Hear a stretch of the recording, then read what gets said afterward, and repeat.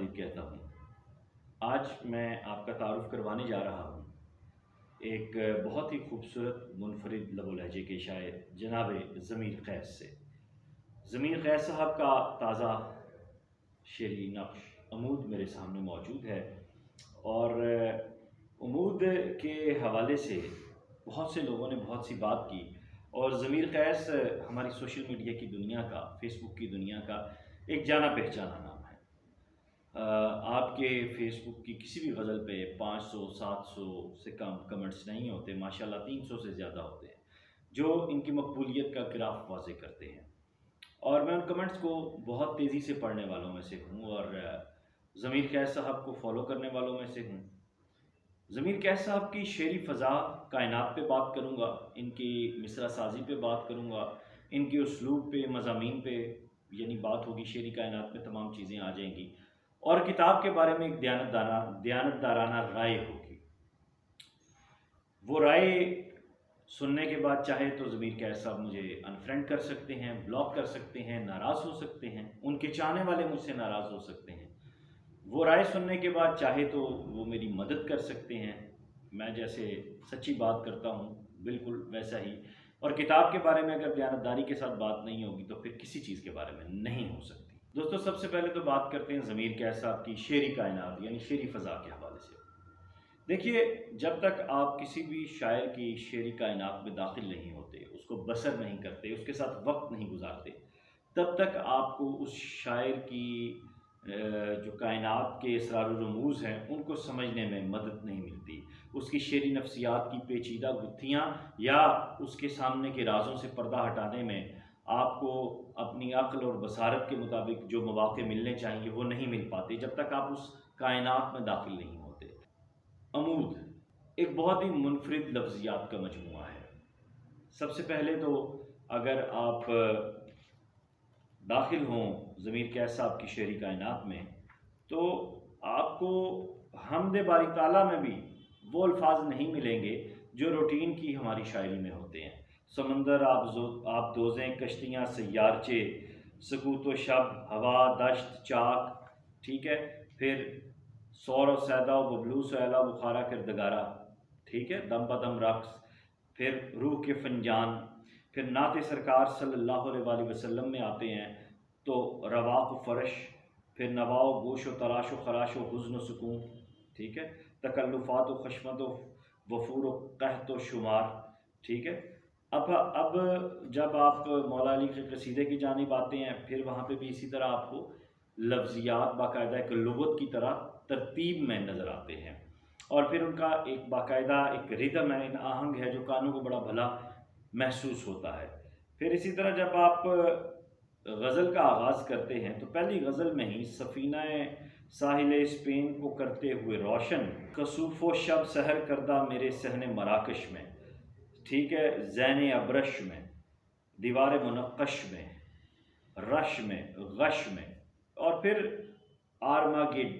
Armageddon. देखें, अब मैं लफ्ज़ आपको बता रहा हूँ, आर्मागेडन, मजज़ूबियत, फिर अबरानी, जैसे इन्होंने बताया हुआ है कि वादी अजलून शाम इसराइल और उर्दन के माबैन एक वादी है, ठीक है। पहली गज़ल, ये पहला कलाम ही शायर और कारी के दरमियान एक हद फाज़ल खींच देता है कि ये शायरी आम आदमी की शायरी नहीं है, इसको बड़े ध्यान से, एहतमाम से, नाजुकी के साथ पढ़ना पड़ता। जब आप इस सतह पे आ जाते हैं कि ये एक आम आदमी की शायरी नहीं है, फिर आपको उस शेरी कायनात के साथ हम आहंग होने में ज़्यादा देर नहीं लगती। फिर हम जब रदाइफ का मामला करते हैं तो दूसरी उसमें आए, देखें, हिरोशिमा धीमा धीमा नीमा नीमा करता है, नागासाकी कीबे बाकी ढूंढे चारा घर कोई। अब ये जो लहजा है ये आम गज़ल का लहजा नहीं है, ठीक है। फिर इसी तरह अब आगे आते हैं, रफ्ता रफ्ता बुझी मशअले दश्ते शब, धीरे धीरे उठी ख्वाब की पालकी, उनकी तफसीर ने चश्मो ख़त को छुआ, जिसमें ताबीर में रूह अरसाल की। अच्छा, फिर पहली अंगड़ाई सूरज ने ली और फिर कायनाती रगों में लहू चल पड़ा, कहकशां ने टटोले दमीदा बदन, चांद तारों ने गर्दों से पड़ताल की। अच्छा, फिर ये लहजा आगे आ रहा है, इसी तरह ये अल्फाज की मखसूस चुनाव है, एक मखसूस बहर है, छंदे हैं और वो उसी ताल मेल के साथ आप आगे बढ़ रहे हैं। پھر اسی طرح آپ عام بحر میں آتے ہیں، کہنا تو چاہتا ہوں بہت کچھ دفاع میں، اب دفاع، اجتماع، ارتقاء، ارتفاع، انقطاع، ضیاء۔ اچھا، یہ آپ کو نظر آ جاتا ہے کہ یہ عام قوافی کی غزلیں نہیں ہیں۔ خود ہی جواب زدہ تھی خدا سوالیہ تھا، تبھی تو خلد میں مجھ کو زمین عالیہ تھا، بنی نہیں تھی فرشتوں کے ساتھ خاص میری، اور اس پہ دانہ گندم بھی میں نے کھا لیا تھا۔ اب دیکھیں، یہ جب آپ نکلتے ہیں تو پھر ایسے میں یہ ایک شعر آپ کو ایسے ہٹ کرتا ہے جو پورا زبان اور لہجے کا شعر ہے، اور یہ لہجہ آپ کو بتاتا ہے کہ شاعر پوری روایت سے، یہ شعر آپ کو بتاتا ہے کہ یہ شعر آپ کو بتاتا ہے کہ شاعر جو ہے وہ شعری روایت سے واقف ہے۔ اب بدل والی ردیف میں آئیں، اسی طرح منفرد مضامین آپ کو ملیں گے، ہوتا تھا والی غزل میں آئیں۔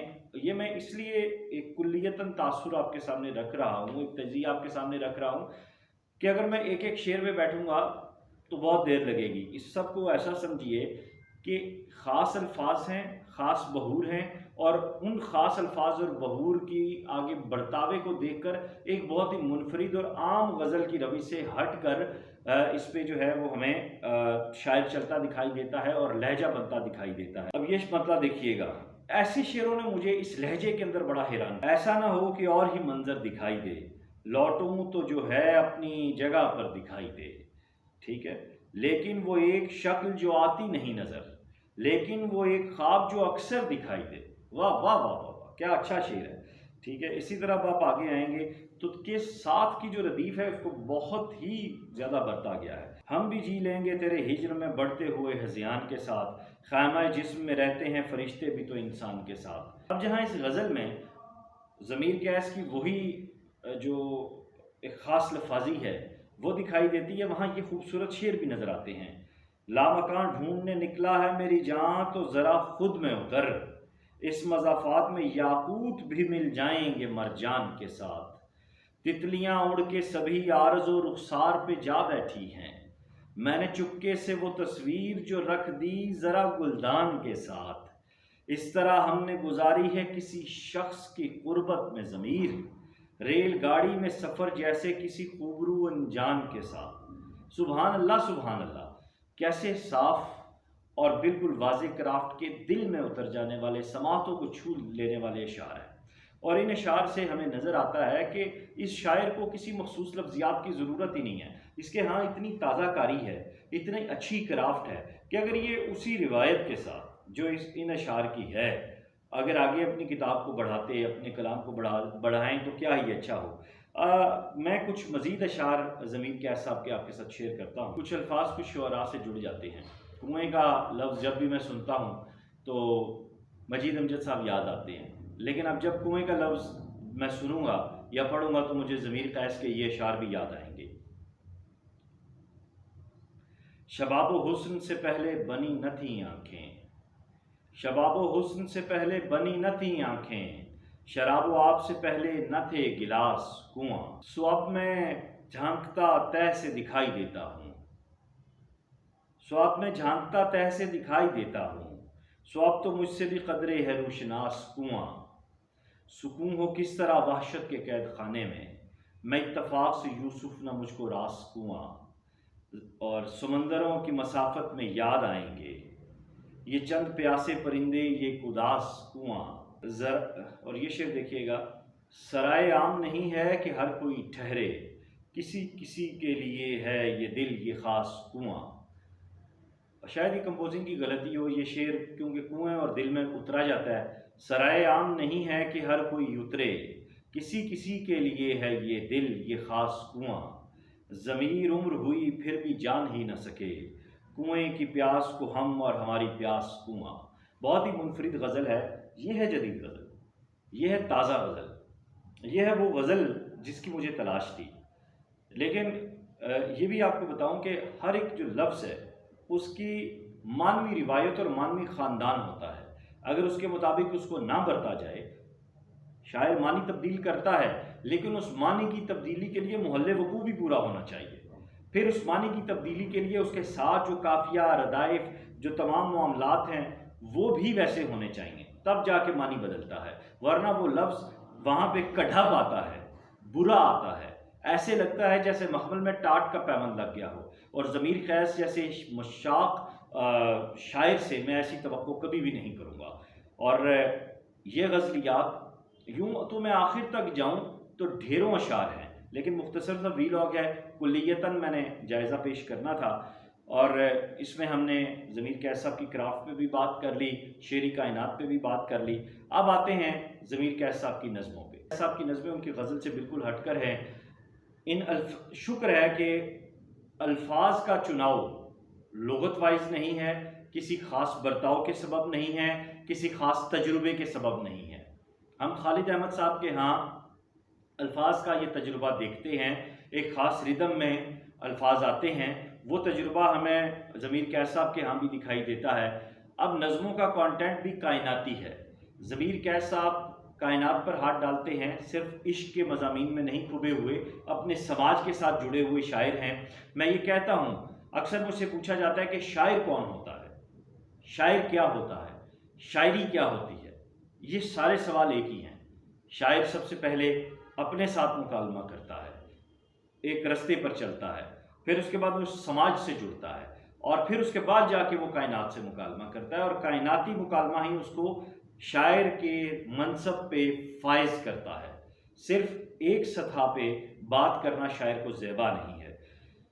سچی بات کروں گا، امید میں ضمیر بھائی کو اس کے انتخاب میں مزید توجہ کی ضرورت تھی۔ ہوتا ہے دوست محبت میں کرتے ہیں، شاید کسی دوست نے وہ سلسلہ نہیں کیا۔ کڑا اگر انتخاب ہوتا اس کا تو یہ کتاب اور بڑے منصب پر آتی، ابھی بھی بڑے منصب پر ہے، کیونکہ بہت اہم مجموعہ ہے۔ 2000 کے بعد آنے والے جو شعری مجموعے ہیں ان میں، اور میرا مضمون ہے 21ویں صدی کی غزل، اس میں یہ تھیسیس ہے وہ میرا، اس پہ اس مجموعے کے حوالے سے پورا ایک 20 صفحے کا جو ہے مضمون موجود ہے۔ اور دوسرا، ضمیر بھائی آپ اتنے بے پناہ شاعر ہیں، آپ کو ان الفاظ کی ضرورت نہیں ہے۔ خدا را گزارش ہے آپ سے، خود کو ضائع نہ کیجیے۔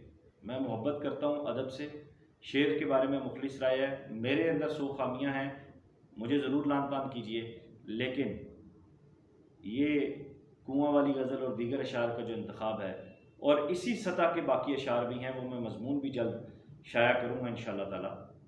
آپ کو اتنی مشکل الفاظ کی ضرورت نہیں ہے، آپ ایک بہت اچھے شاعر ہیں، بہت خوبصورت شاعر ہیں، اللہ تعالیٰ نے آپ کو ہنر دیا ہوا ہے، ملکہ دیا ہوا ہے۔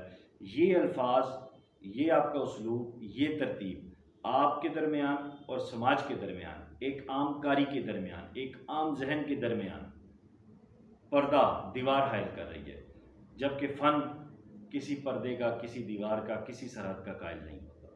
دوستو، اگر آپ کو یہ شعری مجموعہ پڑھنا ہے تو یہ کتاب نگر خاور سینٹر ملتان نے چھاپا ہے۔ آپ ضمیر قیس صاحب کے فیس بک سے ان سے اس کا پتہ لے سکتے ہیں، اور اس کے علاوہ نمبر یہاں دیا ہوا ہے کتاب نگر کا 0321 45 10 444 0321 4510 444، یہاں سے آپ کو یہ کتاب مل جائے گی۔ اپنا خیال رکھیے گا، دعا میں یاد رکھیے گا۔ خدا حافظ۔